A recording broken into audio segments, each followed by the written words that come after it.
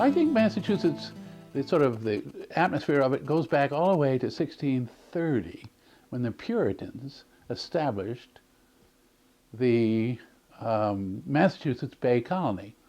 Now, this is 10 years after the Mayflower and the Pilgrims that landed in Plymouth. This is the Puritans. And I think they permeate the atmosphere and the feeling and the soul of Massachusetts. They were very wealthy people, or they accumulated a great deal of wealth. They had large families. They weren't that pure that way. I mean, they were very generous. Noblesse oblige. You've heard that statement. Noblesse oblige. That comes from the Puritans.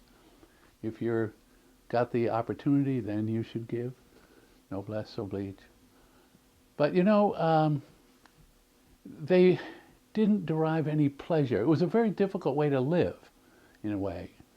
And the work ethic was big. Incidentally, the work ethic became the Puritan work ethic, is well known. Then was the Massachusetts work ethic, the New England work ethic, with the great migration westward in the middle of the 19th century, the American work ethic. It all comes back down to the Puritans. But as I was saying, they have a difficult time deciding under this system of no enjoyment. I mean, they didn't have any fun. They didn't even celebrate Christmas very well. So they had to come up with a tool to tell right from wrong, They came up with a tool that I consider New England's most significant, most wonderful export. You never guess what it is. It's the New England conscience. That's what they use as a tool to tell right from wrong. The New England conscience. Back in the 19th century, the New England conscience was always spelled with a capital C. John Quincy Adams called New England the colony of conscience. Very strong. But now the humor of Massachusetts, and I always look the humor of a state a little bit. A lot of it comes from Boston. Boston kind of dominates Massachusetts in a sense. Harvard, the Kennedys and all that. Less so now, but still. I think the humorous stories are mostly Boston. Like, for instance, I'll give you one. It's an oldie but a goodie about the young Bostonian who was looking for a job in Chicago. So we asked a family friend at the Old Colony Trust Company, which was part of the Bank of Boston back then. Bank of Boston is something else now, but the Old Colony was part of the Bank of Boston. He asked the family friend to write a letter of recommendation to the Chicago firm, which the family friend was happy to do.